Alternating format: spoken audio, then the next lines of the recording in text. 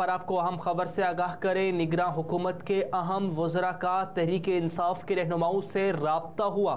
نگراں حکومت کے اہم وزراء نے سیاسی ماحول کو انتخابات کے لیے سازگار بنانے کے لیے تحریک انصاف کے رہنماؤں سے رابطہ کیا۔ تفصیلات کے مطابق نگراں حکومت کے اہم وزراء نے تحریک انصاف کے رہنماؤں سے رابطہ کیا۔ اس حوالے سے ذرائع کا بتانا ہے کہ رابطوں کا مقصد سیاسی ماحول کو انتخابات کے لیے سازگار بنانا ہے۔ ذرائع کا دعویٰ ہے کہ چند روز پہلے نگراں وزیر اطلاعات مرتضیٰ سولنگی نے پی ٹی آئی کے شفقت محمود سے ملاقات کی، جس میں پی ٹی آئی رہنما نے کہا کہ ہم مفاہمت چاہتے ہیں لیکن اس کے لیے سب کو کردار ادا کرنا ہوگا۔ ذرائع نگراں حکومت نے کہا کہ پی ٹی آئی سمیت تمام سیاسی جماعتوں سے رابطے کر رہے ہیں۔ آزادانہ منصفانہ انتخابات یقینی بنانے کے لیے ماحول کو ٹھنڈا کرنا مقصد ہے۔ انہوں نے مزید کہا کہ تمام سیاسی جماعتوں کے ساتھ اچھے تعلقات چاہتے ہیں۔ ان کا کہنا تھا کہ انتخابات کی تاریخ دینا الیکشن کمیشن کا کام ہے۔ صاف اور شفاف انتخابات کے انعقاد کے لیے الیکشن کمیشن کی معاونت کریں گے۔ بیرون ملک سے حاصل قرضوں اور گرانٹس کی ماہانہ رپورٹ جاری کرتی گئی ہے۔ پہلی سہ ماہی میں بیرونی مالی معاونت میں 1 ارب 29 کروڑ ڈالر کا اضافہ ہوا ہے، جبکہ 2 ارب 23 کروڑ 40 لاکھ ڈالر کی مالی معاونت ملی تھی۔ اقتصادی امور ڈویژن کے مطابق پہلی سہ ماہی میں بجٹ سپورٹ اور منصوبوں کے لیے 2 ارب 65 کروڑ ڈالر ملے۔ 87 crore 40 lakh dollar project aid کی مد میں حاصل ہوئے۔ رپورٹ کے مطابق سعودی عرب نے پاکستان کو ٹائم ڈپازٹس کی مد میں 2 ارب ڈالر کا قرض دیا۔ چین کی نیشنل ایرو ٹیکنالوجی کارپوریشن نے پاک فضائیہ کے لیے 50 کروڑ ڈالر فراہم کیے۔ مختلف عالمی مالیاتی اداروں نے پاکستان کو 49 کروڑ ڈالر کا قرض فراہم کیا، جبکہ مختلف ملکوں کی جانب سے 32 کروڑ 40 لاکھ روپے بھی حاصل ہوئے ہیں۔ محکمہ خزانہ پنجاب نے افسران کی ٹریولنگ اور ڈیلی الاؤنسز بڑھا دیے ہیں۔ گریڈ 22 کا ڈیلی الاؤنس اسپیشل 4800 سے بڑھا کر 7200 کر دیا گیا ہے۔ ایک طرف معاشی بحران تو دوسری طرف بیوروکریسی کے اخراجات میں نمایاں اضافہ کیا گیا۔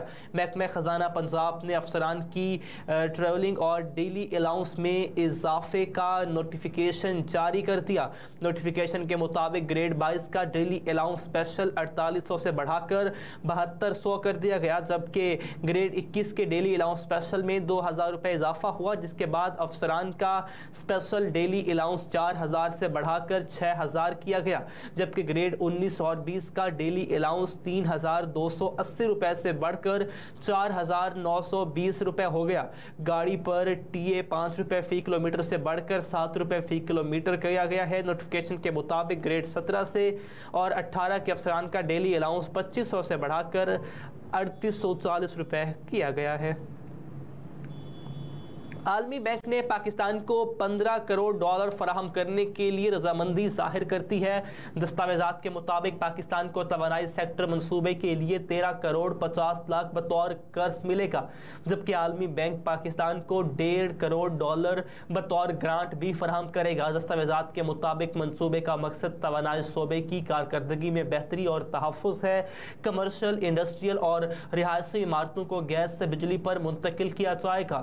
دستاویزات میں بتایا گیا ہے کہ منصوبے پر عمل درآمد سے سالانہ 991 ارب 65 کروڑ روپے بچت کا تخمینہ لگایا گیا ہے۔ توانائی کی بچت کرنے والی عمارتوں کی تعمیر کی حوصلہ افزائی کی جائے گی۔ اس کے علاوہ توانائی شعبے میں نجی شعبے کی سرمایہ کاری کو بھی فروغ دیا جائے گا۔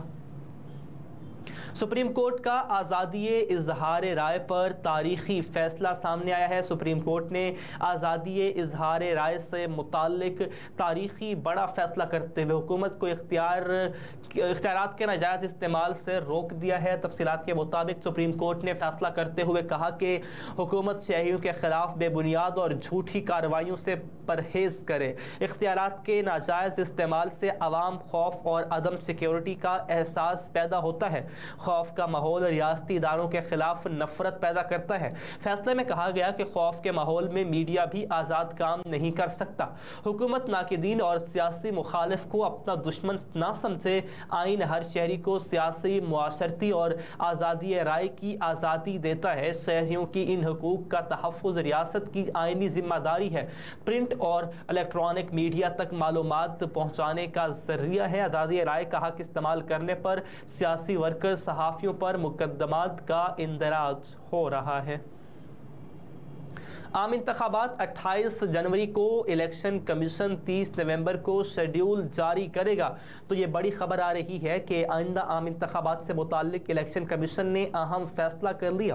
ملک میں عام انتخابات کے لیے شیڈیول 30 نومبر کو جاری کیا جائے گا۔ ذرائع کے مطابق الیکشن کمیشن حتمی حلقہ بندیوں کے ساتھ انتخابی شیڈیول جاری کرے گا۔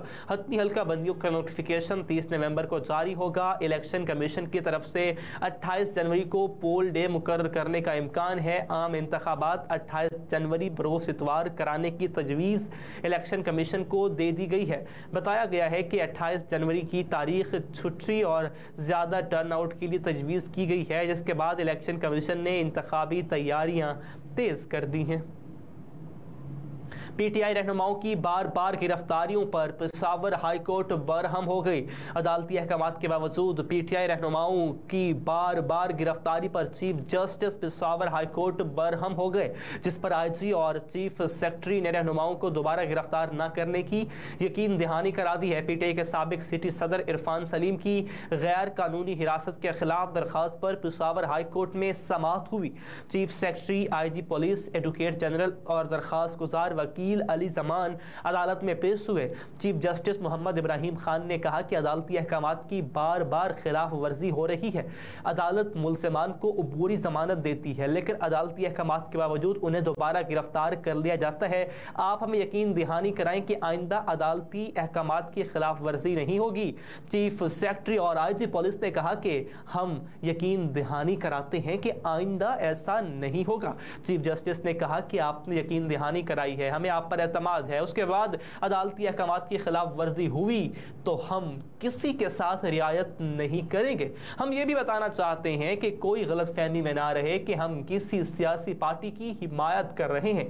کوئی خوش فہمی میں بھی نہ رہے کہ ہم کسی سے متاثر ہو کر ایسا کر رہے ہیں۔ ہم جو کر رہے ہیں صرف قانون کے مطابق کر رہے ہیں۔